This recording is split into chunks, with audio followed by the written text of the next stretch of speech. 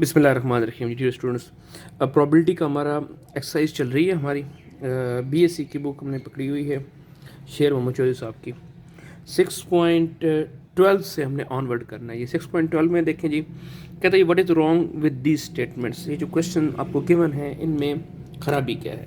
ये क्वेश्चन शुरू करने से पहले आपको एक छोटे सा बात पता होनी चाहिए। वो क्या है कि किसी एक गिवन सैम्पल स्पेस के अंदर जो सम ऑफ ऑल प्रोबेबिलिटीज़ होती हैं वो इक्वल टू 1 होती हैं। ठीक है जी, सैम्पल स्पेस के जितने आइटम है अगर उन सब की आप कलेक्टिवली क्या करें प्रोबेबिलिटी निकालें तो वो क्या होती है, इक्वल टू 1 होती है। और इसकी रीज़न भी है। इसकी रीज़न क्या है, देखें प्रोबेबिलिटी किसी इवेंट की प्रोबेबिलिटी वो किसकी इक्वल होती है। लेट्स सपोज इवेंट ए है, उसकी प्रोबेबिलिटी किसकी इक्वल होगी, प्रोबेबिलिटी ऑफ ए किसके बराबर होगा, N of A divide by N of S, उस इवेंट के हैपन होने के chance divide by all possible chances. अब अगर हम as a whole sample space की प्रोबेबिलिटी निकाल रहे हो तो वो क्या हो जाएगा, n of S divide by N of S. जिस तरह ए की प्रोबेबिलिटी निकालनी तो एन ऑफ ए और एन ऑफ एस था, तो एस की probability n of S divide by N of S हो जाएगा। तो देखें ये दोनों कट जाएं जो भी हो आंसर, तो आंसर क्या आ जाएगा, इक्वल टू 1 आ जाएगा। ठीक है, सपोज एक सैंपल स्पेस है, उसमें हमारे पास टोटली 4 पॉसिबल इवेंट हैं, ए है, बी है और सी है। तो गोया हम कह सकते हैं कि सैंपल स्पेस जो है ए प्लस बी प्लस सी है। तो अब अगर मुझे वो कहे प्रोबेबिलिटी ऑफ ए निकालें तो प्रोबेबिलिटी ऑफ ए क्या होगा, शाबाश जी, N of A divide by N of S. इस तरह का जो कहे प्रोबेबिलिटी ऑफ बी निकालें तो क्या होगा, N of B over n of S. इसी तरह का मुझे वो कहे प्रोबेबिलिटी ऑफ सी निकालें तो क्या होना चाहिए, N of C divide by N of S. ये होना चाहिए ना। अब अगर मुझे वो कहे तमाम इवेंट्स की इकट्ठी प्रोबेबिलिटी निकालो, mean probability of A plus B plus C, तो ये क्या होना चाहिए, N of A plus B plus C whole divide by N of S. ये होना चाहिए। नाउ ये N A plus B plus C, A plus B plus C किसके बराबर था, एस के बराबर था, ओवर एन ऑफ एस। तो ये कट गया, आंसर इक्वल टू 1 आया। तो बाद वक़्त हम ये कहता है कि शो करें कि as a whole sample space की प्रोबेबिलिटी किसके बराबर है, 1 के बराबर है। तो हम इस तरीके से उसको शो कर सकते हैं मैथमेटिकली। अब यही चीज़ जो है, इस चीज़ की एप्लीकेशन है इस क्वेश्चन में 6.12 में। वो कहता है जी ये तमाम स्टेटमेंट्स हैं, इनमें कुछ खराबी है, आपने ये बताना है कि गलती क्या है इनके अंदर।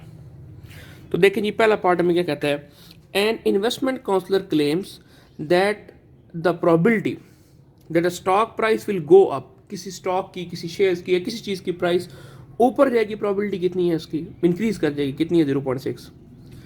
And the price will remain unchanged, और अगर प्राइस चेंज ना हो उसकी प्रोबेबिलिटी कितनी है, 0.38। और प्राइस गो डाउन कितनी है, 0.25। अब हमें पता है कि इस चीज़ की प्राइस में 3 ही पॉसिबिलिटीज हो सकती हैं, या उसकी प्राइस बढ़ जाए, या उसकी प्राइस कम हो जाए, या उसकी प्राइस क्या हो, चेंज ना हो। तो ये टोटल सैंपल स्पेस बन रही है ना। अब होना क्या चाहिए कि फिर इन तीनों की जो प्रोबेबिलिटीज़ हैं उनका सम किसकी इक्वल होना चाहिए, 1 की इक्वल होना चाहिए। अब इनको चेक करते हैं। अगर ये 1 की इक्वल आया फिर हम कहेंगे इसमें कोई गलती नहीं है, लेकिन अगर ये 1 की इक्वल ना आया तो फिर हम क्या कह देंगे कि देयर इज़ अ मिस्टेक। तो देखें कैसे करेंगे जी, price, probability of price go up, price बढ़ जाएगी, उसकी प्रोबेबिलिटी कितनी है, 0.6। उसकी प्राइस अनचेंज रहेगी, प्रोबेबिलिटी ऑफ प्राइस अनचेंज वो कितनी है, 0.38। और उसकी प्राइस डिक्रीज हो जाएगी, डाउन हो जाएगी, वो कहता है कितनी है, 0.25। तो अगर आप इन सब को ऐड करें और ये सम 1 से बड़ा हुआ या 1 से छोटा हुआ, क्योंकि ये तीनों जो इवेंट्स हैं ये म्यूचुअली एग्जॉस्टिव इवेंट्स हैं। ये वो इवेंट्स होते हैं जो मिला के क्या करते हैं, टोटल सैंपल स्पेस बनाते हैं। तो ये 1 से ना कम होनी चाहिए ना ज़्यादा होनी चाहिए। इनको ऐड करें, 0.6 और 0.38, 0.98 और 0.98 के अंदर हम ऐड कर दें 0.25, तो ये बन रहा है 1.23। देखिए 1 से ग्रेटर हो गई है। तो हम कहेंगे इस स्टेटमेंट में खराबी क्या है कि as the sum of all probabilities is greater than 1, sum of all probabilities greater than किससे है, 1 है। तो ये इसमें खराबी है। ठीक है जी, ये 6.12 का ए पार्ट कर दिया मैंने, बी पार्ट देखें जी। If two coins are tossed, दो कॉइन क्या हो, टॉस हो, देर आर 3 पॉसिबल आउटकम। तो पहली तो खराबी यहीं पे हो गई। अगर दो कॉइन टॉस हो तो टोटल पॉसिबल आउटकम या सैंपल स्पेस क्या हो सकती है, हेड हेड आ सकता है, कर रखा है ना हम लोगों ने पहले, हेड टेल आ सकता है, टेल हेड आ सकता है, और या फिर टेल टेल आ सकती है, यही है। तो ये देखें एन ऑफ एस कितना बन रहा है, 4 बन रहा है। उसने क्या बोला है, पहली खराबी क्या है, 3 पॉसिबल आउटकम, नहीं ये खराबी है। दूसरी फिर क्या कहता है जी, या 2 हेड आ सकते हैं, या 1 हेड एंड 1 टेल आ सकता है, या 2 टेल आ सकता है। भाई 1 हेड एंड 1 टेल में जगह भी मैटर करती है, पहले पे हेड आए या दूसरे पे टेल आए, या दूसरे पे टेल आए और पहले पे हेड आए, तो ये इसके अंदर खराबी है। तो इसके अंदर क्या खराबी है जी, इस स्टेटमेंट के अंदर के 3 पॉसिबल आउटकम्स नहीं है बल्कि कितने हैं, 4 पॉसिबल आउटकम्स हैं।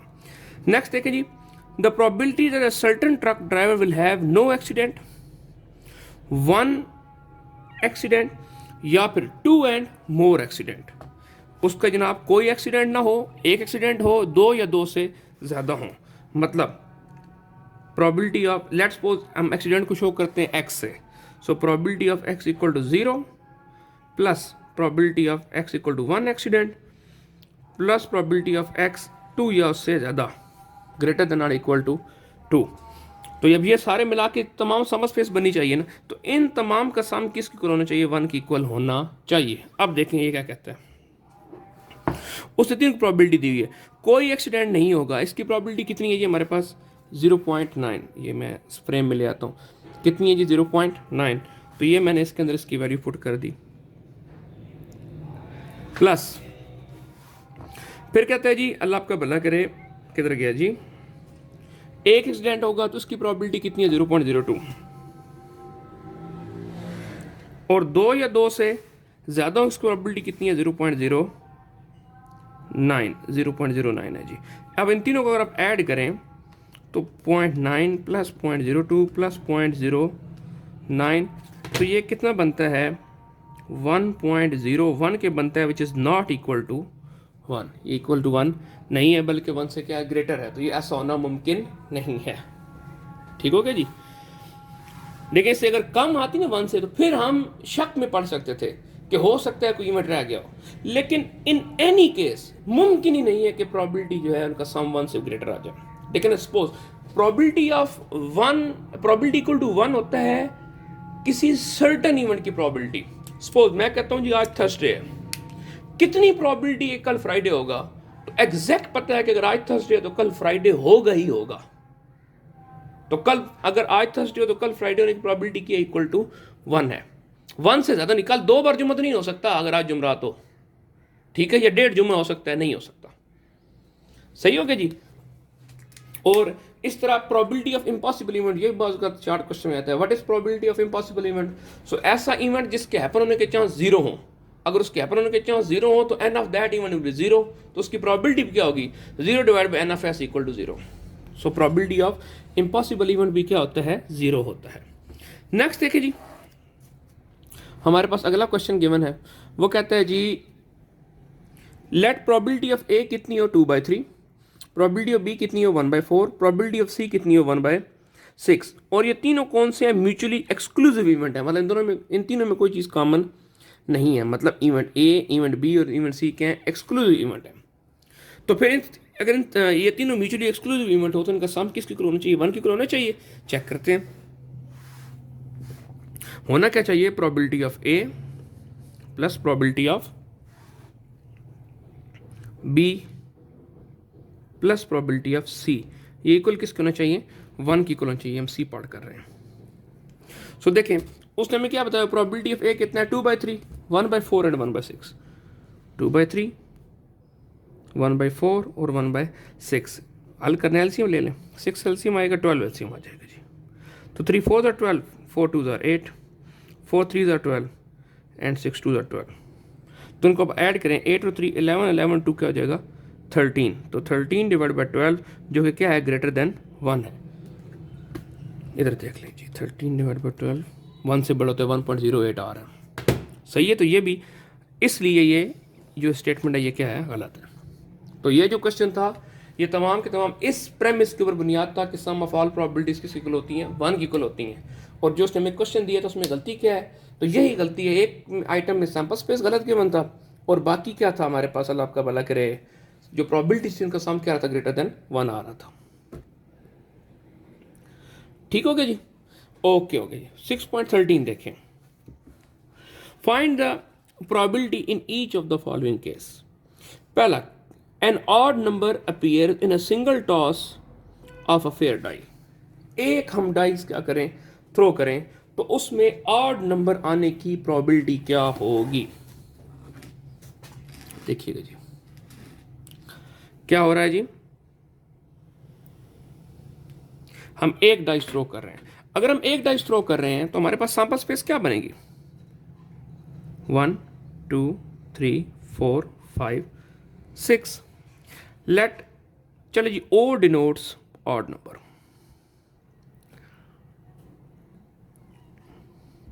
ओ से ऑड बनता है, मैंने ओ कह दिया, तो ओ बनाए जी, कहाँ कौन कौन से ऑड आ रहा है, 1 आ रहा है, 3 आ रहा है, 5 आ रहा है, तो एन ऑफ ऑड कितना हो जाएगा, 1 2 3, तो probability of O, n of O divide by n of S, तो 1/2 हो जाएगी प्रोबेबिलिटी। नेक्स्ट देखें,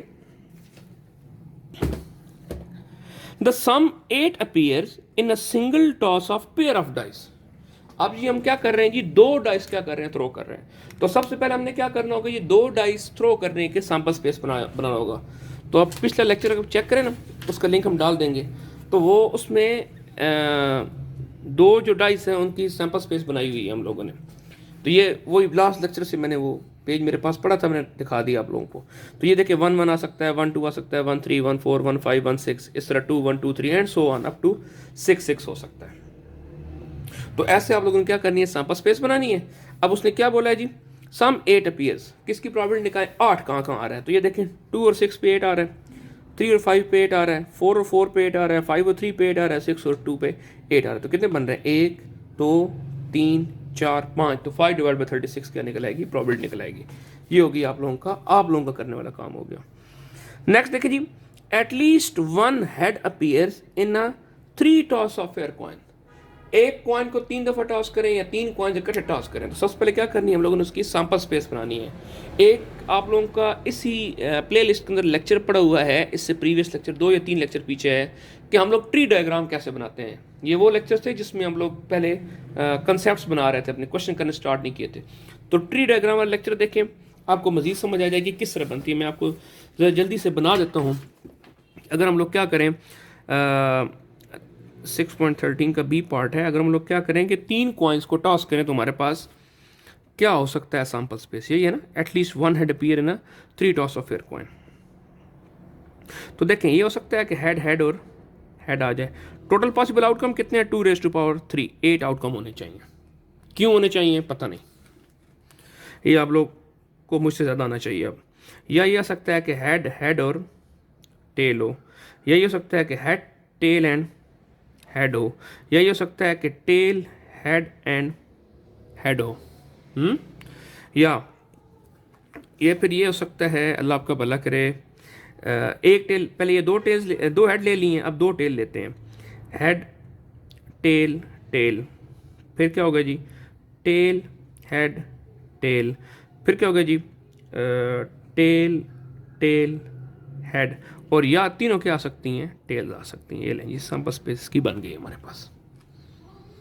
ठीक, तो देखें NFS 1 2 3 4 5 6 7 8, कितना हो गया, 8 हो गया। हमने प्रोबेबिलिटी किसकी निकालनी है, at least 1 head appear, probability of at least 1 head, कम से कम एक हेड हो, एक से ज़्यादा जितने मर्जी हो। तो देखें इसका मतलब क्या है, सिर्फ इसमें वो केस नहीं आएगा जहां एक हेड भी नहीं है, तो ये सिर्फ नहीं आएगा। इसमें क्या है, तीनों टेल्स है ना, एक हेड भी नहीं है। देखिए यहाँ भी एक हेड है, यहाँ भी एक हेड है, यहाँ भी एक हेड है, यहाँ भी एक से ज़्यादा है ना। बेसिकली ये क्या कह रहा है, प्रोबेबिलिटी ऑफ हेड ग्रेटर और इक्वल टू 1 एटलीस्ट का ये मतलब है, ये इसने पूछा हमसे। तो सबसे पहले हम क्या निकालेंगे, एन ऑफ हेड ग्रेटर और इक्वल टू 1, तो वो कितने, 7। तो प्रोबेबिलिटी ऑफ हेड ग्रेटर और इक्वल टू 1 कितना हो जाएगा, n of head greater equal to 1 divide by N of S, तो 7 डिवाइड बाय 8 आंसर निकल आएगा। सही जी। नेक्स्ट ये हमारे पास इसका 6.13 का फोर्थ पार्ट है, ये हम लास्ट लेक्चर में आपको करा चुके हैं। नेक्स्ट ये 6.14 का ए पार्ट है, थ्योरी है, थ्योरी को आखिर में देखते हैं। बी पार्ट देखें जी, ये टिपिकल प्रोबेबिलिटी का सवाल है। A marble is drawn, important question है, तो इसको जरा देखें।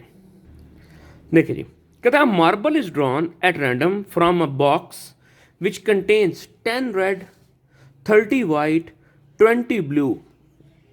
ये एक जनाब हमारे पास एक बॉक्स है जिसमें हमारे पास रेड बॉल्स कितनी है जी, हमारे पास 10 है, वाइट कितनी है जी 30 हैं, ब्लू कितनी है जी 20 हैं, और 15 हमारे पास क्या है, ऑरेंज हैं। तो सबसे पहले जरा जो क्वेश्चन में डाटा गिवन है उसको हम लिख लेते हैं कि हमें गिवन क्या क्या है। हमें ये गिवन है, देखिएगा, वो कहता है जी आपके पास जो रेड बॉल्स हैं या रेड मार्बल्स हैं या रेड जो स्ट्रिप है वो कितनी है 10, आपके पास जो वाइट हैं वो कितने हैं 30, फिर आपके पास जो ब्लू हैं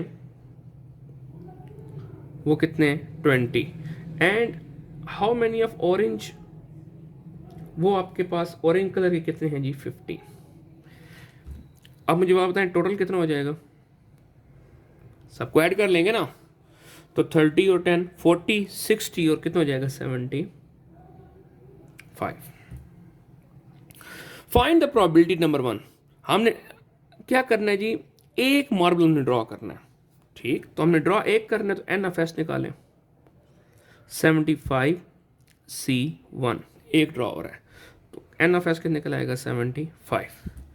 पहला केस प्रोबेबिलिटी निकाल लें, ऑरेंज हो या क्या हो रेड हो, तो इसको मैं यूं लिख सकता हूं, इक्वल किसके है, probability of orange plus probability of red, क्योंकि हम ये पहले देख चुके हैं कि वो परम्यूटेशन और फैक्टोरियल और कम्बिनेशन वाले लेक्चर्स के अंदर कि और का मतलब क्या होता है, एडिशन होता है, क्यों होता है हमने डिटेल में देखा था तब उस वक्त। ओके, तो probability of orange plus probability of red निकालनी है। अब मुझे बात बताएं, ऑरेंज कुल कितने हैं 15 है, तो एन ऑफ ऑरेंज क्या हो सकता है 15C1 divide by n of S कितना हो जाएगा 75, प्लस या रेड निकले तो रेड कुल कितने हैं 10, ड्रॉ कितना कर रहे हैं एक कर रहे हैं, तो 10C1 divide by n of S कितना है 75, तो ये बन जाएगा 15 divide by 75 plus 10 divide by 75, 15C1 15 10C1 10, तो ये एज अ होल हमारे पास हो जाएगा 25 डिवाइड बाई 75। इसको काट लें तो 5 का टेबल चला जाएगा इसके ऊपर, और 5 1 are 5 और 25 5 5 25, या 1 डिवाइड बाई 3 आपका आंसर निकल आएगा। ठीक हो गया जी। दूसरा जी, नॉट रेड, रेड ना हो या ब्लू हो। अब यहां पे थोड़ा सा ट्रिकी काम आ गया है, नॉट रेड, प्रोबेबिलिटी निकालनी है किसकी, नॉट रेड और ब्लू, या रेड ना हो। अब मुझे बात बताएं कुल कितने हैं 75, तो probability of not red, red के अलावा, सो 75 में से रेड कितने हैं 10, तो रेड के अलावा कितने 65 है ना, तो ये हो जाएगा 65C1, इसके चांसेस हैं डिवाइड, चूंकि डायरेक्ट प्रोबेबिलिटी निकालें divide by n of S कितना हो जाएगा 75, प्लस प्रोबेबिलिटी ऑफ ब्लू, क्या निकालनी है हम लोगों ने, प्रोबेबिलिटी ऑफ ब्लू। अब ब्लू हमारे पास कुल कितने हैं 20 हैं, तो 20 आने के चांस 20 में से एक चूज करें 20C1 divide by n of S कितना है 75। ये असूली तौर पर आंसर होना चाहिए, लेकिन ये ऐसा होगा नहीं, क्यों, बिकॉज ये दोनों कौन से आपके पास म्यूचुअली एक्सक्लूसिव इवेंट्स हैं, सॉरी म्यूचुअली इंक्लूसिव इवेंट्स हैं। अब म्यूचुअली एक्सक्लूसिव और इंक्लूसिव इवेंट्स क्या होते हैं, देखें इसको हम वैन डायग्राम समझने की कोशिश करते हैं।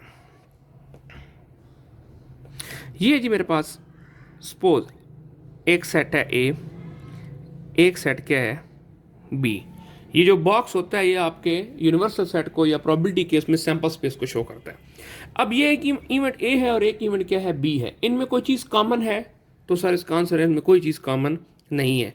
तो जब दो इवेंट्स ए और बी में कोई चीज़ कॉमन ना हो, मतलब ए इंटरसेक्शन बी आपके पास एम्प्टी सेट हो, मतलब जहां पे probability of A intersection B zero हो, क्योंकि n of A intersection B क्या है, जीरो, तो उसकी प्रोबेबिलिटी भी क्या हो जाएगी, जीरो हो। तो ऐसे इवेंट्स को हम कहते हैं, ये इवेंट कौन से हैं, एक्सक्लूसिव इवेंट्स। हम इनका प्रूफ भी करेंगे, ठीक हो गया जी। लेकिन अगर आपके पास ये सैंपल स्पेस हो, इसमें देखिए ये इवेंट क्या है, ए, और एक ये इवेंट क्या है, बी, ये जो दरमियान में सा आ रहा है, क्या ये इन दोनों के अंदर कॉमन है कि नहीं है, मुश्तरक है ना। तो फिर क्या है, अब ये इवेंट आपस में क्या होंगे, म्यूचुअली इंक्लूसिव इवेंट हो गए, क्योंकि अब यहां पर probability of A intersection B is not equal to zero. क्यों नहीं इक्वल टू जीरो है, क्योंकि A intersection B is not an empty set, empty set नहीं है, वहां पे कुछ ना कुछ आइटम आ रहे हैं, कुछ ना कुछ कॉमन है, सही है। तो जब ऐसा केस हो तो उनको हम क्या बोलते हैं, ये हमारे पास कौन से इवेंट्स हो गए, ये म्यूचुअली इंक्लूसिव इवेंट हो गए। अब एडिशन लॉ ऑफ प्रोबेबिलिटी क्या कहता है, अगर आपके पास एक्सक्लूसिव इवेंट हो तो फिर प्रोबेबिलिटी ऑफ ए और बी, ए और बी, और को हम किस शो करते हैं, यूनियन शो कर देते हैं, तो ये बराबर होता है probability of A plus probability of B के। सिंपली इन दोनों प्रोबेबिलिटीज को आप क्या कर लें, ऐड कर लें। लेकिन अगर यही इवेंट्स आपस में क्या हो, इंक्लूसिव इवेंट्स हो, मतलब देयर इज समथिंग कॉमन, उनमें कोई चीज़ क्या हो, कॉमन हो, तो फिर प्रोबेबिलिटी ऑफ ए और बी, या जिसको हम किससे शो करते हैं, यूनियन से शो करते हैं, तो ये बराबर होता है probability of A plus probability of B. लेकिन जो इनमें कॉमन हिस्सा है वो ए में भी आ चुका है और बी में भी आ चुका है, दो दफ़ा आ चुके हैं ना, एक दफ़ा एक्स्ट्रा आ चुका है, उसको क्या करना होगा, बीच में से सब्ट्रैक्ट करना होगा, and that is called as the addition law of probability. ये क्या कहलाता है आपके पास, एडिशन लॉ ऑफ प्रोबेबिलिटी कहलाता है। मैं आपको एग्जांपल देता हूं, सपोज मैं कहता हूं जी हमने एक डाइस थ्रो की, अब अगर डाइस थ्रो की है तो डाइस थ्रो करने की सैंपल स्पेस क्या होगी, 1 होगा, 2 होगा, 3 होगा, 4 होगा, 5 होगा एंड 6 होगा। मैं कहता हूं एक इवेंट ए है जो किसको शो करता है, इवन नंबर्स को, तो मुझे बताएं ए में क्या क्या आ जाएगा, 2 आ जाएगा, 4 आ जाएगा और क्या आ जाएगा, 6 आ जाएगा।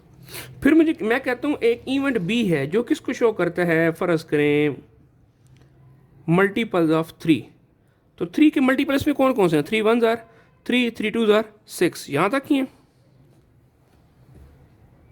अब मुझे बात बताएं, क्या इन दोनों में कोई चीज कॉमन है, यस सर, 6 दोनों में क्या है, कॉमन है। तो ये दोनों कौन से आपके पास म्यूचुअली इंक्लूसिव इवेंट्स हैं।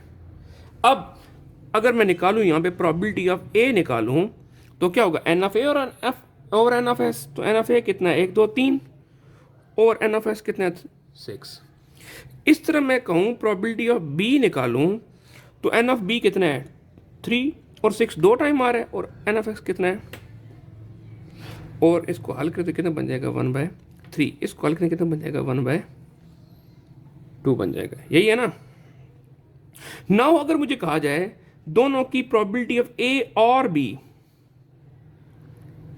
अगर मैं उनको सिंपली मैं इनको ऐड कर दूं, लेकिन ऐड में और में ऐड करते हैं ना, simply probability of A plus probability of B, तो ये हमारे पास आंसर गलत निकल आएगा। क्यों, प्रोबेबिलिटी ऑफ ए कितना है, अगर मैं सिर्फ ये लिखूं 3/6 और ये कितना है 2/6, तो इनको आप हल करें 5/6 बनता है, तो क्या इनके मिला के 5 आइटम बन रहे हैं, तो जवाब है नहीं सर। अगर एज अ होल लें तो 2 है, 4 है, 6 है, 3 है और फिर 6 ऑलरेडी आ चुके हैं, और यूनियन का मैं रूल पता है कि जो चीज़ 2 दफ़ा आ रही है वो 1 दफ़ा आनी चाहिए। तो एज अ होल जो उसके सेपरेट आइटम है वो 1 2 3 और 4 बन रहे हैं, 4/6 होने चाहिए, यहाँ पे कितना बन रहा है, 5/6 बन रहा है। तो इसको हल करने के लिए क्या करना पड़ेगा, इंक्लूसिव इवेंट्स हैं तो माइनस करना पड़ेगा probability of A intersection B, क्या करना पड़ेगा जी, सब्ट्रैक्ट करने पड़ेगा probability of A intersection B. और ए इंटरसेक्शन बी अगर मैं निकालूं, दोनों में क्या चीज कॉमन आ रही है, 6 कॉमन आ रहा है ना, तो इसकी प्रोबेबिलिटी क्या हो जाएगी, एक दफा आ रहा है 1/6, तो इसमें से माइनस क्या करना पड़ेगा, 1/6, तो एलसीएम कितना आ जाएगा, 6 आ जाएगा। 3 + 2 - 1, तो 3 और 2 5, 5 - 1 4/6, ये आंसर निकलेगा। तो ये कंसेप्ट क्लियर हुआ इंक्लूसिव यूनिवर्स वाला। अब आगे चलते हैं। अब देखें जो हम जो क्वेश्चन कर रहे हैं, उसने कहा नॉट रेड, रेड ना हो और ब्लू या ब्लू हो। अब देखें जो रेड नहीं है, ये सारे रेड नहीं है, सॉरी टोटल को हटाए ना, ये वाला हिस्सा, ये आपके पास रेड नहीं है। क्या इस नॉट रेड में ऑलरेडी ब्लू शामिल है कि नहीं है, कॉमन आ रहा है ना, तो इसका मतलब क्या हुआ, इनको सिंपली ऐड करके हमारी कहानी नहीं बनने वाली। तो हम इसको फिर क्या करेंगे, प्रोबेबिलिटी ऑफ नॉट रेड और ब्लू, इसमें और ब्लू लिख लें, तो नॉट रेड की प्रोबेबिलिटी कितनी है, 65/75, 20 और 75 माइनस जो चीज़ कॉमन है, तो जो ब्लू की 20 और दोनों में क्या है, कॉमन है, तो 20C1 20/75, तो इसका आंसर 65/75 निकलेगा। या इसको अगर आप मज़ीद सॉल्व कर लें तो 65/75, इसकी आप फ्रैक्शन निकालें तो 13/15 निकलेगा। सही हो गया जी। आगे चलें जी, 6.14 ही हमारा चल रहा है, साथ ही में इसमें कंसेप्ट आ गया था इंक्लूसिव वाला, तो वो भी आपको हमने बता दिया। लेकिन हम इसके प्रूफ इंशाल्लाह दोबारा करेंगे क्योंकि वो पेपर में आते होते हैं। अब इस तरह नेक्स्ट तीसरा केस क्या है, नॉट ब्लू, तो निकालेंगे नॉट ब्लू, ब्लू कितने 20 है, तो ब्लू नॉट ब्लू कितने होंगे 55, 75 है ना टोटल। इस तरह प्रोबेबिलिटी ऑफ वाइट, तो वाइट की प्रोबेबिलिटी निकालें, तो देखिए हमारे पास वाइट कितने थे, 30 थे, तो 30/75, एक ही ड्रॉ हो रहा है। और क्या है जी, रेड वाइट और ब्लू, तो रेड कितना है 10 प्लस वाइट कितना है 30 प्लस ब्लू कितना है 20, तो 30 + 20 50 और 10 60/75 हो जाएगा, क्योंकि एक ड्रॉ हो रहा है, तो डायरेक्ट आंसर निकल आएगा हमारे पास। आगे चलें जी,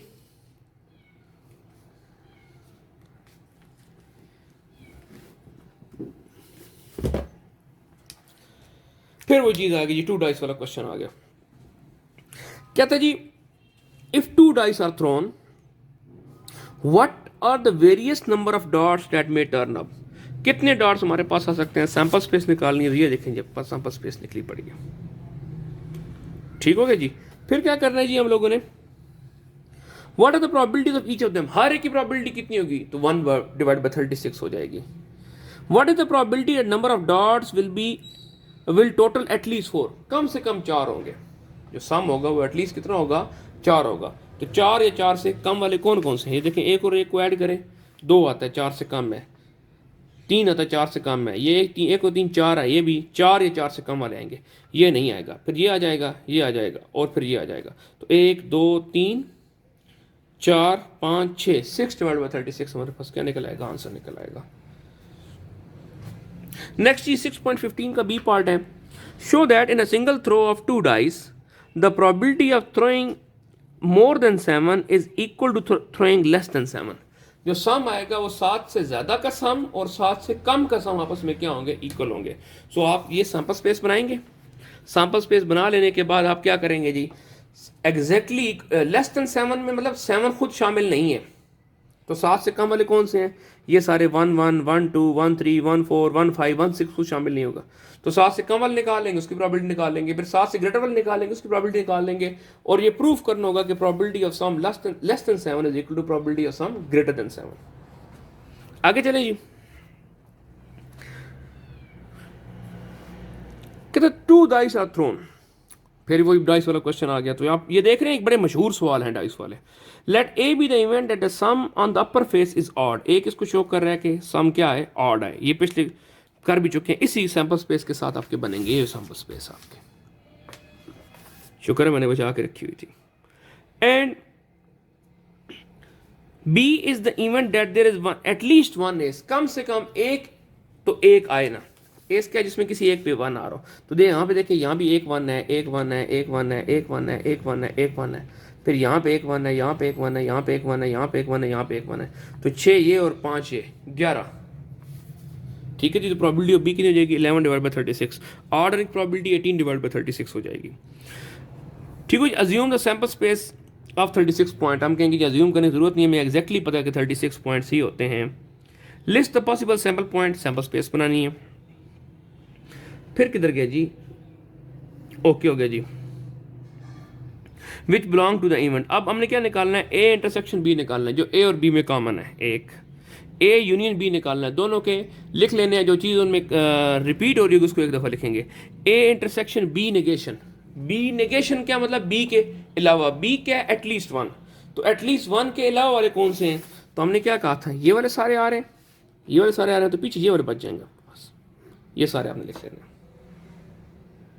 ठीक हो गया जी, तो ये 5 बाई 5 25 बन जाएंगे हमारे पास।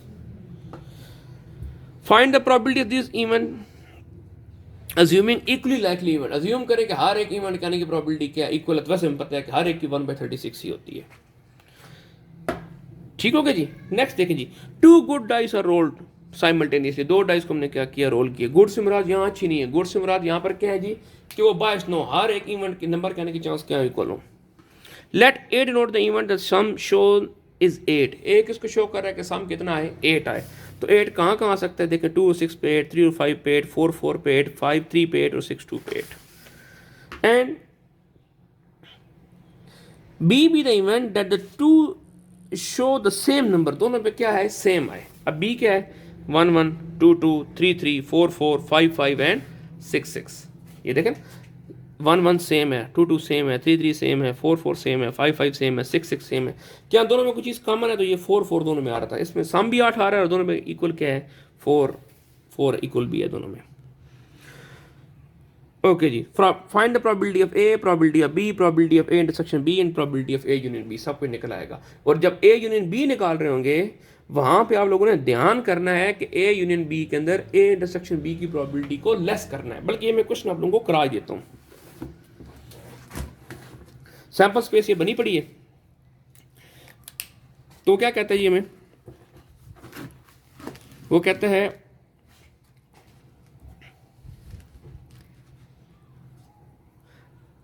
किधर गया जी, let A denote that the sorry किधर गया जी, let A denote the sum is 8, A किसको शो कर रहा है कि सम कितना हो 8 हो, तो हमें पता है 2 और 6 के ऊपर सम 8 होता है, 3 और 5 के ऊपर सम 8 होता है, 4 और 4 के ऊपर सम 8 होता है, 5 और 3 के ऊपर सम 8 होता है, एंड 6 और 2 के ऊपर सम क्या होता है 8। ओके जी, बी किसको शो कर रहा है, दोनों के ऊपर क्या हो सेम आइटम है, both show the same number, तो सेम नंबर क्या आएंगे 1 and 1, 2 and 2, 3 and 3, 4 and 4, 5 and 5 and 6 and 6। हो ही गया। Now find the probability of A, probability of A क्या होगा N of A divide by N of S, यही होगा ना। So N of A 1 2 3 4 5 divide by N of S कितना 36। आप लोगों ने ऊपर सैंपल स्पेस लिखनी है भाई, ये वाली पहले, सही है। इस तरह प्रोबेबिलिटी ऑफ बी, तो ये क्या हो जाएगा n of B over n of S, तो एन ऑफ बी 1 2 3 4 5 6, या इसको 1/6 भी ले सकते हैं, काट लें अगर तो। फिर हमें क्या कहता है probability of A intersection B, तो ये क्या होगा N of A intersection B divide by N of S. तो ए इंटरसेक्शन बी नहीं पता हमें, जो ए और बी में कॉमन है वो बनाए, तो देखें ये 4 4 यहाँ भी है और 4 4 यहाँ भी है, तो ये 4 4 दोनों में आ जाएगा।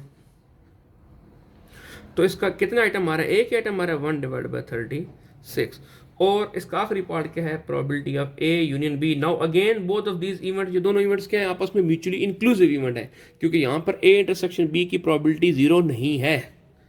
तो ये फिर क्या बन जाएगा, probability of A plus probability of B minus probability of A intersection B. So what is probability of A, 5 divide by, मैं बगैर कटे हुए अमाउंट ले रहा हूँ 36। प्रोबेबिलिटी ऑफ बी वैसे 1/6 थी, मैं इसको 6/36 वाली अमाउंट ले रहा हूँ, एलसीएम लेने में आसानी हो जाएगी। Minus probability of A intersection B कितना है, 1 डिवाइड बाय 36। तो एलसीएम ले लें, तो ये 1 टाइम जाएगा 5, ये 1 टाइम जाएगा 6, ये 1 टाइम जाएगा तो 1, 5 और 6 11 माइनस 1 10 डिवाइड बाय 36, ये इसको काट लें तो 5 डिवाइड बाय 18 आपको पास आंसर निकल आएगा। सही हो गया जी, ओके जी। तो यहाँ पे हमारे पास 6.16 तक हो गया, 6.17 थोड़ा सा मजे का क्वेश्चन है, तो मजे का नहीं मतलब हट के क्वेश्चन है।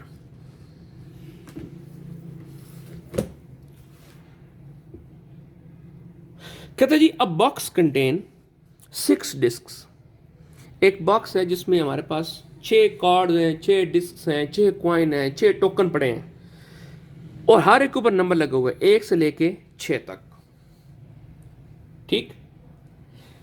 फॉर ईच इंटीजर के 3 to 11, कहता है एक इंटीजर में डिफाइन किया के जिसकी रेंज कितनी है, 3 से लेके 11 तक। ये 3 से 11 कहाँ आया, अभी आपको बताते हैं कहाँ से आया।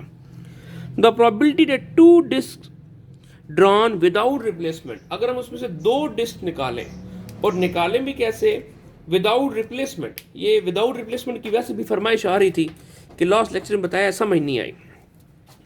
सपोज ये देखें जी, ये हैं तो कार्ड्स, आप समझिए ये डिस्क हैं। तो ये जनाब मैंने पहले ये निकाला डिस्क, इसके वो क्या नंबर लिखा हुआ है 6, मैंने 2 निकाल लिए। ये मैंने पहले निकाली 6 आई, इसको बीच में नहीं डाला, यहाँ रख दिया। अब मैं यहाँ से क्या करता हूँ, शफल करता हूँ और मैं दूसरी डिस्क निकालता हूँ। ये निकाल दो, ये मेरे पास कितना निकल आया, 4 निकल आया, तो ये 2 निकल आया। इसको हम क्या कहते हैं, विदाउट रिप्लेसमेंट। 2 कार्ड निकाल लिए हैं इन तमाम कार्ड्स में से, इसको क्या बोलते हैं जी, विदाउट रिप्लेसमेंट। विद रिप्लेसमेंट अगर हो तो क्या हो, ये जी पहला निकाला है 6, इसको दोबारा बीच में डाल लिया, फिर इसको क्या किया हम लोगों ने, शफल किया, और शफल करके हमने दोबारा जनाब निकाला, तो देखें दोबारा क्या निकला, दोबारा जो हमने पहले निकाला था वो दोबारा निकल सकता है, ये होता है विद रिप्लेसमेंट। सही है जी, ओके जी। तो हमने क्या आपको बताया था कि विदाउट रिप्लेसमेंट आप सिंपली कॉम्बिनेशन यूज कर सकते हैं। ओके जी, तो देखें हमारे पास 6 डिस्क हैं और उनके ऊपर नंबर लगे हुए 1 से लेके 6 तक, मतलब किसी पे 1 है, फिर 2 है, फिर 3 है, फिर 4 है, फिर 5 है, और फिर क्या है, 6 है। हम ड्रॉ कितने कर रहे हैं, 2 कर रहे हैं। ये बिल्कुल सैंपलिंग वाला काम हो रहा है।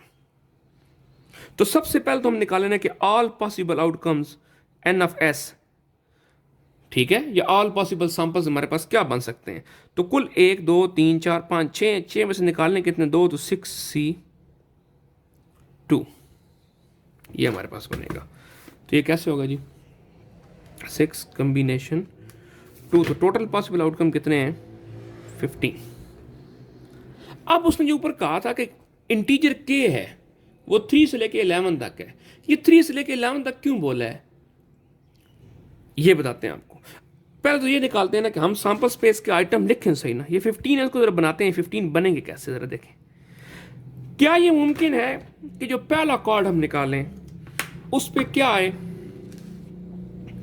उस पे 1 आए और दूसरे पे 2 आए, हो सकता है हाँ, लेकिन ये नहीं हो सकता कि पहले पे 1 है और दूसरे पे दोबारा 1 है। क्यों, 1 वाला निकाल के हमने क्या कर दिया, साइड पे रख दिया। अच्छा, पहले पे 1 दूसरे पे 3 मुमकिन है, यस। पहले पे 1 दूसरे पे 4, यस। पहले पे 1 दूसरे पे 5, पहले पे 1 दूसरे पे 6। फिर पहले पे 2 और दूसरे पे 1, ये दोबारा नहीं आ सकता क्योंकि 1 2 हो चुका है, तो 2 1 दोबारा नहीं होगा। यही विद रिप्लेसमेंट विदाउट रिप्लेसमेंट में फर्क होता है। तो 2 और 1 नहीं हो सकता, 2 और 3 हो सकता है, फिर 2 और 4 हो सकता है, फिर 2 और 5 हो सकता है, 2 और 6 हो सकता है। 2 और 1 क्यों लिखा, क्योंकि सर 1 2 और 2 1 एक ही चीज़ है, 2 बार लिखने की जरूरत नहीं है। फिर 3 की बारी आ गई, तो देखें 3 और 1 हो सकता है, 3 और 1 ये 1 3 ऑलरेडी हो चुका है। 3 और 2 हो सकता है सर, 3 2 और 2 3 एक चीज़ ऑलरेडी हो चुकी है, तो क्या हो सकता है फिर? 3 4 हो सकता है, 3 5 हो सकता है, 3 6 हो सकता है। इस तरह फिर 4 एंड 5 हो सकता है, 4 एंड 6 हो सकता है। इस तरह 5 और 6 हो सकता है। तो इनको गिने 1 2 3 4 5 6 7 8 9 10 11 12 13 14 और ये 15 हमने पूरे कर दिए। नाउ वो क्या कहानी है 3 2 11 वाली, वो जरा सुने। देखिए इनका अगर सम करें तो छोटे छोटे सम कितना बन रहा है, 2 और 1 3, और बड़े बड़ा सम कितना बन रहा है, 5 और 6 11। तो जो आप ये कार्ड निकालेंगे, इन कार्ड्स के ऊपर जो नंबर है उनका सम की रेंज कहाँ है, 3 से लेके 11 तक है। ये उसने क्वेश्चन में बात की है। अब वो कहता क्या है,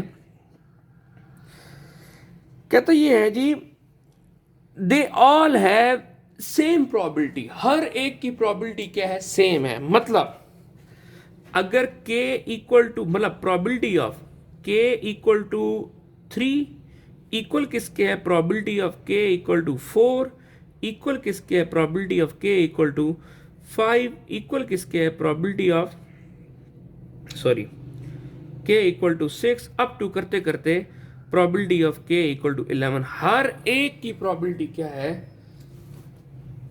सेम है। वो ये कह रहा आपसे, चेक कर लें, चेक कर। सबसे पहले हम लोग क्या निकालते हैं, probability of k equal to 3 कि जो सम आए वो कितना आए, 3 आए। तो ये किसके बराबर होगा, n of k equal to 3 divide by n of s। तो सम 3 है, तो कि यहाँ पे सम 3 आ रहा है, और कहीं आ रहा है? कहीं भी नहीं आ रहा। तो ये ले जी 1 डिवाइड बाय 15 11 नहीं सॉरी, क्योंकि एन ऑफ एस के था 15 था। फिर जी probability of k equal to sum कितना आए, 4 आए। सम कितना आए, 4 आए। तो देखिए 4 सम कहाँ कहाँ आ रहा है, 1 और 3 पे सम 4 आ रहा है, और देखें कहीं पर सम 4 आ रहा हो, 1 और 3 पे सम 4 है नहीं, 5 6 7 ये 5 ये फिर 6, और कहीं भी नहीं आ रहा। तो ये भी एक दफ़ा ही आ रहा है 1 डिवाइड बाय 15। फिर जी सम कितना आ जाए हमारे पास, 4 के बाद 5 आ जाए। तो देखें 5 कहाँ कहाँ आ रहा है, एक यहाँ पे आ रहा है, N of K is equal to 5 divide by N of S. तो सम 5 कहाँ कहाँ आ रहा है, ये 1 और 4 पे सम आ रहा है 5। मैं इसको दूसरा कलर ले लेता हूँ ताकि आप कंफ्यूज ना हो। ये सम आ गया 5, और देखें कहीं सम 5 आ रहा है, ये 2 और 3 पे सम कितना आ गया, 5।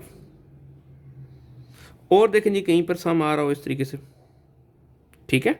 तो ये हर एक की हमने क्या करनी है जी, प्रोबेबिलिटीज निकालनी है। हर एक क्या निकालनी है, हम लोगों ने प्रोबेबिलिटीज निकाल लेनी है। तो जहाँ जहाँ अब ये देखें, फिर इस तरह जहाँ हमें क्या कहेगा 6 सम, तो ये 6 सम कहाँ पे आ रहा है, 1 और 5 पे सम कितना आ रहा है, 6 आ रहा है। 2 और 4 पे सम कितना आ रहा है, 6 आ रहा है। फिर अल्लाह का भला करे 2 और 5 नहीं, 2 और 6 नहीं, 3 और 4 नहीं, 3 और 5 नहीं, तो ये इसका भी सम भी है, तो इसकी प्रोबेबिलिटी निकल आएगी। फिर जी सम 7 आने की प्रोबेबिलिटी, तो ये देखें 1 और 6 पे सम कितना आ रहा है, 7, 2 और 5 पे सम कितना आ रहा है, 7, 3 और 4 पे सम कितना आ रहा है, 7, and so on so forth. ठीक है जी। नेक्स्ट देखें जी,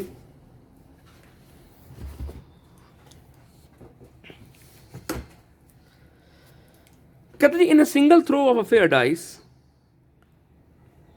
हम जनाब एक फेयर डाइस को sorry of 2 fair dice, 2 fair dice हम क्या कर रहे हैं, थ्रो कर रहे हैं। सबसे पहले सैंपल स्पेस बनेगी ये। फिर जी find the probability that the product of the number on the disc is, पहली क्या है, बिटवीन 8 एंड 16 बोथ इंक्लूसिव। अच्छा अब पहले सम का सवाल आ रहा था, अब क्या आ रहा है, प्रोडक्ट का सवाल आ रहा है। तो ये प्रोडक्ट वाला क्वेश्चन कैसे होगा, जरा मैं इसकी सेटिंग कर लूँ 1 मिनट। देखें जी, तो सबसे पहले हम लोग क्या करते हैं जी, हम लोग सैंपल स्पेस तो बनी होती है, हम लोग उसको जरा निकालते हैं कि जो जब 2 डाइस थ्रो की जाए तो हमारे पास क्या क्या मुमकिन प्रोडक्ट निकल सकते हैं। देखिए सम जो 1 और 1 कितना 2 है, 1 और 2 कितना है 3 है, 1 और 3 कितना है 4 है, इस तरह को ऐड करें कितना बनता है 8, कितना बनता है 9। अब यही हमने क्या निकालनी है, प्रोडक्ट निकालनी है। उसने क्वेश्चन में क्या बोला है जी, प्रोडक्ट। तो अगर हम सैंपल स्पेस निकालें किसके हिसाब से, प्रोडक्ट के हिसाब से, तो देखिए मेरे पास क्या क्या चीज़ मुमकिन है। वन मल्टीप्लाई वन कितना होता है, वन होता है। फिर वन मल्टीप्लाई टू कितना होता है, टू होता है। वन थ्री जार थ्री, वन फोर जार फोर, फिर वन फाइव जार फाइव, फिर वन सिक्स जार सिक्स, फिर टू वन जार टू, तो टू ऑलरेडी आ चुका है, दोबारा नहीं आएगा। टू टू जार फोर, ऑलरेडी आ चुका है, नहीं आएगा। टू थ्री जार सिक्स, ऑलरेडी आ चुका है। फिर टू फोर जार एट, टू फाइव जार टेन, टू सिक्स जार ट्वेल्व। फिर थ्री पे आए तो three one jar three, already हो चुका है। थ्री टू जार सिक्स हो चुका है। Three three jar nine, three four jar twelve, already हो चुका है। Three five jar fifteen, three six jar eighteen, four one jar four हो चुका है। फोर टू जार एट हो चुका है। फोर थ्री जार ट्वेल्व हो चुका है। Four four jar sixteen, four five jar twenty, and four six jar twenty four. फिर फाइव वन जार फाइव हो चुका है। फाइव टू जार टेन हो चुका है। फाइव थ्री जार फिफ्टीन हो चुका है। फाइव फोर जार ट्वेंटी हो चुका है। Five five jar twenty five, five six jar thirty, फिर सिक्स वन जार सिक्स हो चुका है। ट्वेल्व हो चुका है। एटीन हो चुका है। ट्वेंटी फोर हो चुका है। थर्टी हो चुका है, और साथ में क्या आ गया, थर्टी सिक्स। ठीक है कि नहीं ठीक? तो अब आपने इसको इसके हिसाब से हल करना है। ठीक, सो कहता जी फाइंड द प्रोबेबिलिटी। पहला केस क्या है कि जो प्रोडक्ट हो वो बिटवीन 8 एंड 16, और ये दोनों क्या है, इंक्लूसिव है, मतलब 8 भी शामिल है। यहां पे इंक्लूसिव से मुराद वो वाला इंक्लूसिव नहीं है, 8 भी शामिल है और 16 भी क्या है, शामिल है। तो सबसे पहले जनाब हम इसका लिखते हैं, सेट लिखते हैं, उसमें आइटम कौन कौन से आएंगे। सबसे पहले 8 पे हैं, तो किन दो दो को मल्टीप्लाई करें तो 8 आता है। तो ये देखें, अगर हम 2 और 4 को मल्टीप्लाई करें, ठीक है, और दें कहां पे 8 आ सकता है। 2 और 4 को मल्टीप्लाई करें, उसके बाद 3 का टेबल नहीं आता, 4 और 2 को मल्टीप्लाई करें। 8 के बाद क्या आ गया, 9, तो 9 गालबन एक ही है। 3 और 3 को मल्टीप्लाई करें, 9 आता है। फिर क्या है जी, 10, तो 10 देखें कहां पे आया, आ रहा है। 2 और 5 को मल्टीप्लाई करें, 5 और 2 को मल्टीप्लाई करें तो 10 आता है। फिर 11, किसी भी 11 नहीं आ रहा, देख ना यहाँ पे हमारे पास कहीं, ये इसलिए हमने अपने रेफरेंस तौर पे बना लिए, 11 नहीं आ रहा। फिर जी 12, तो 2 और 6 को मल्टीप्लाई करें 12, 3 और 4 को मल्टीप्लाई करें 12, 4 और 3 को मल्टीप्लाई करें 12, 6 और 2 को मल्टीप्लाई करें 12। फिर 13 देख लें, 13 कहीं भी नहीं था। फिर 14, 14 भी यहाँ पर कहीं भी नहीं था। फिर 15 देखें, 3 और 5 को मल्टीप्लाई करें, 5 और 3 को मल्टीप्लाई करें। और फिर क्या जी 16, तो 16 कब आ रहा था जी, 4 और 4 को मल्टीप्लाई करें 16 आ रहा है, और किस सूरत में 16 नहीं आ रहा। तो ये जी हमारे पास ये हो गया। अब इसके कुल हमारे पास कितने हो गए जी, ये बेसिकली इसको सैंपल स्पेस ना कहें, इसको हम कहें प्रोडक्ट पॉसिबिलिटीज कौन कौन सी हैं, ये चीज है। ठीक है जी। सो 8 से लेकर 16 तक की हमने क्या निकालनी, प्रोबेबिलिटी निकालनी है। तो ये इसके नंबर गिने, 1 2 3 4 5 6 7 8 9 10 11 12। तो इसकी प्रोबेबिलिटी कितनी निकल आएगी, 12 डिवाइड बाय टोटल आउटकम कितने, 36, 1/3 आंसर है इसका। दूसरा केस क्या है जनाब, इस पार्ट का डिविजिबल बाय 4 हो, 4 का टेबल जाता हो। तो 4 का टेबल किस किस पे जाता है, सबसे पहले ये चेक करें। 4 का टेबल जाता है 4 1 jar 4, 4 2 jar 8, 4 3 jar 12, 4 4 jar 16, 4 5 jar 20, 4 6 jar 24। तो देखें हमने 4 का टेबल में 4 8 12 16 20 एंड 24। अब वो तमाम पॉसिबिलिटीज जहां पर ये आंसर आता हो, तो उसको हमने क्या कर लेना, लिख लेना है। तो जरा देखें, लिखते हैं क्या बनता है हमारे पास। इसका सेट बनाए, let A denote the event, B note the event, नाम दे लें। तो 1 और 4 को मल्टीप्लाई करें तो 4 आता है। फिर 4 और 1 को मल्टीप्लाई करें तो 4 आता है। और फिर 2 और 2 को मल्टीप्लाई करें तो क्या आता है, 4 आता है। और तो 4 आने कोई चांस नहीं है ना। फिर 4 के बाद आ गई बारी 8 की, 1 की बारी नहीं आता। 2 और 4 को मल्टीप्लाई करें 8 आता है। 4 और 2 को मल्टीप्लाई करें 8 आता है। और कहीं 8 आता है, नहीं आता। फिर किसकी बारी आ गई, 12 की। तो 12 देखें किस किस का आता है जी, 2 और 6, ठीक है, 6 एंड 2, 3 एंड 4, 4 एंड 3, और देखें कहीं 12 बनता है तो और कहीं भी 12 नहीं बनता। नेक्स्ट ये हमारे पास फिर क्या है जी, 12 के बाद हमारे पास अगली कौन सी चीज़ है, 16। तो 16 गालबन सिर्फ एक दफ़ा ही है, 4 और 4 टाइम्स 16 है। फिर आगे क्या है जी, 20 है, तो 4 और 5 को मल्टीप्लाई करें 20 आता है, 5 और 4 को मल्टीप्लाई करें तो क्या आता है, 20 आता है। और फिर क्या है जी 24, तो 4 और 6 को मल्टीप्लाई करें या 6 और 4 को मल्टीप्लाई करें, बाकी 1 का कोई ऐसा कम्बिनेशन नहीं कि मल्टीप्लाई करें 24 आए, 2 मल्टीप्लाई 12, 12 तो होते नहीं डाइस के ऊपर, 3 मल्टीप्लाई बाई 8, 8 भी नहीं होता, 4 मल्टीप्लाई 6, 6 मल्टीप्लाई बाई 4, यही कुछ ही है। तो ये हमारे पास, इनको गिन लें, इसकी प्रोबेबिलिटी निकाल लें, तो 1 2 3 4 5 6 7 8 9 10 11 12 13 14, तो इसकी प्रोबेबिलिटी बन जाएगी, जो भी इसको नाम दी, लेट्स सपोज इवन बी का नाम दिया है, तो 14 डिवाइड बाय 36, तो 2 7s एंड 2 18 36, ठीक हो गया जी। तो ये हम लोगों ने 6.18 तक काम कर लिया, थोड़ा सा लेक्चर लंबा हो गया, लेकिन ये न्यूमेरिक प्रॉब्लम है, ये ऐसे ही होते हैं। तो अगले लेक्चर तक के लिए अल्लाह हाफिज़।